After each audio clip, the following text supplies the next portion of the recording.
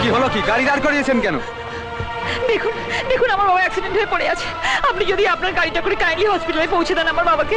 একদম না, সবে শোরুম থেকে গাড়িটা নিয়ে এসেছি। হসপিটালে গিয়ে পুলিশের কেসে ফাঁসি আর কি। পুলিশকে যা বলেন আমি বলবো, আপনার কিচ্ছু হবে না। দেখুন, জীবনের প্রথম গাড়ি কিনেছি, বউকে নিয়ে কালীঘাটে পুজো দিতে যাবো। সরুন। মন্দিরে আপনি পরেও যেতে পারবেন, কিন্তু হসপিটালে না নিয়ে গেলে মরে যাবে আমার বাবা। ঠিক আছে, নিয়ে আসুন। Thank you, thank you. তুরুন তুরুন, আমার বাবাকে তুলে দিন।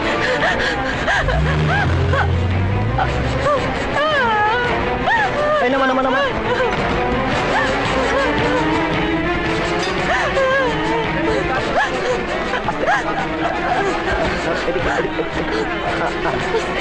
এই এখানে বসে থাক, আমি ওনাকে হসপিটালে পৌঁছে দিয়ে আসি। বাবা, বাবা, ডক্টর। এ তো অ্যাক্সিডেন্টাল কেস। পুলিশে ডায়েরি করেছেন? না। তাহলে তো হাত দেওয়া যাবে না। আপনি আগে আমার বাবাকে দেখুন, আমি থানায় ডায়েরি করব। তারপর কিছু একটা হয়ে গেলে হ্যাপা সামলাবে কে? হ্যাঁ, যান থানায় গিয়ে ডায়েরিটা করুন, এফআইআর নাম্বারটা নিয়ে আসুন, তারপর দেখছি। দেখুন, এই সব কেসে পুলিশের কাছে গেলেও ঝামেলা, না গেলেও ঝামেলা। 500 টাকা দিন, সব ঠিক হয়ে যাবে। কিসের জন্য? স্যারের ডাক্তারি পড়ার খরচ আপনাদের থেকেই তো তুলবে। এটাই বুঝি হসপিটালের নিয়ম? ডাক্তারি পড়ার খরচ দিলে পেশেন্টের চিকিৎসা হবে, আর না দিলে ডাক্তার তাকে দেখবে না। এই অত বোঝাতে হবে না, যা বলার তা তো বলেই দিয়েছি। এফআইআর নাম্বার নিয়ে আসলে হবে, নইলে চিকিৎসা হবে না। অ্যাক্সিডেন্টটা কোথায় হয়েছে? GT road. ওটা আমার এরিয়ায় পড়ছে না, আপনি শিবপুর থানায় গিয়ে রিপোর্ট করুন। কি করে বলে ওরা যে ওটা আমাদের থানার এরিয়া পড়ছে? ওটা তো ওদের থানার এরিয়া পড়ছে। দাঁড়ান তো। মজা করছেন আপনারা?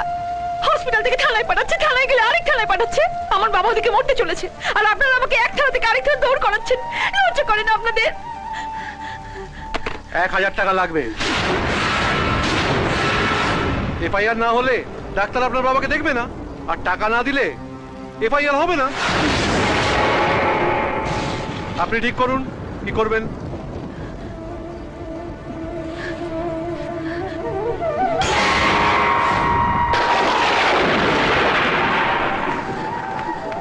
বাবা কোথায়? ডাক্তার চিকিৎসা শুরু করে দিয়েছে না? আমি ডায়েরি করেছি, নাম্বারও দিয়ে দিয়েছে আমাকে। ভালো আছে না বাবা? কোন ওয়ার্ডে দিয়েছে? আসুন।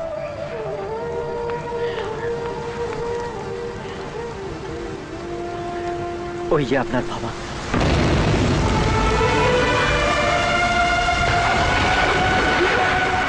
বাবা, বাবা, বাবা!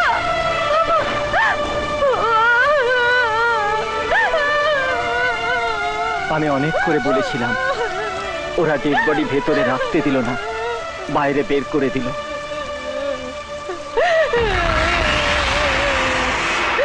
শ্মশান থেকে সোজা চলে এসেছি আপনার মুখোমুখি হওয়ার জন্য। আর 5টা মানুষের মতো আমিও বিশ্বাস করেছি আপনার মধ্যে দিয়ে নেতাজি সবার ঘরে ফিরেছে। আর আমার প্রশ্ন সেই নেতাজিকে, এই সোনার বাংলা শ্যাগলার তৈরি সোনার গহনার মতো হবে না তো, যেখানে সোনার চেয়ে খাদ বেশি? যদি বিশ্বাস করেন নেতাজি ঘরে ফিরেছে, তাহলে এই বিশ্বাসটা রাখুন, কেননা তার সোনার বাংলায় কোনো খাদ থাকবে না। আর যদিও বা এক আধটা খাদ থেকে যায়, তাহলে ছাকনি দিয়ে তুলে নেব আর ধনুচি দিয়ে ধোঁয়া ছোটাবো।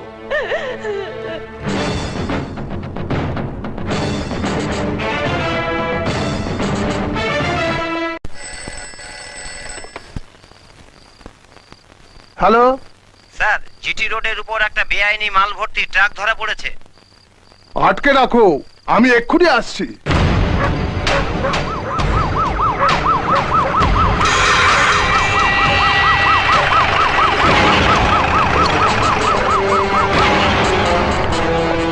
দেখি কাগজ দেখি। কেন আপনাকে দেখাবো কেন? কারণ এটা আমার এরিয়ার মধ্যে পড়ছে। প্রত্যেকদিন কি আপনার এরিয়া পাল্টে পাল্টে যাচ্ছে নাকি? প্রত্যেকদিন যদি আপনার এরিয়া পাল্টাতে পারে, তাহলে আমার এরিয়াও পাল্টাবে। আপনি যেরকম বুনল, আমি সেরকম বাগাতে তুল। আর আমি হলাম হালুইকর,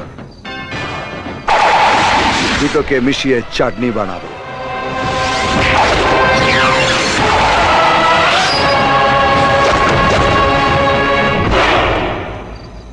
দেখুন না স্যার, আমার থানার এরিয়ায় বেআইনি মাল ভর্তি ট্রাক ধরা পড়েছে, আর উনি বলছেন এটা ওনার এরিয়া। মিথ্যে কথা স্যার, এটা আমার এরিয়া, আপনি কাগজপত্র দেখতে পারেন। যখন কেউ রাস্তায় অ্যাক্সিডেন্ট হয়ে পড়ে থাকে তখন এ বলে এটা আমার এরিয়া নয়, আর ও বলে এটা আমারও এরিয়া নয়।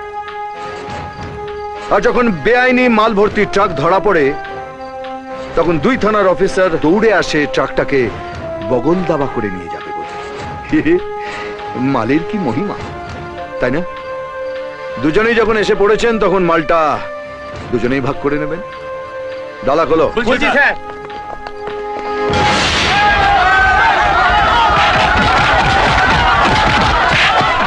বেআইনি মাল নয়, বেআইনি মাল। চালান ছাড়াই চলে এসছি। সবটার দরকার নেই, 2-1টা পড়লেই উইদাউট রিজার্ভেশন সোজা বৃন্দাবন।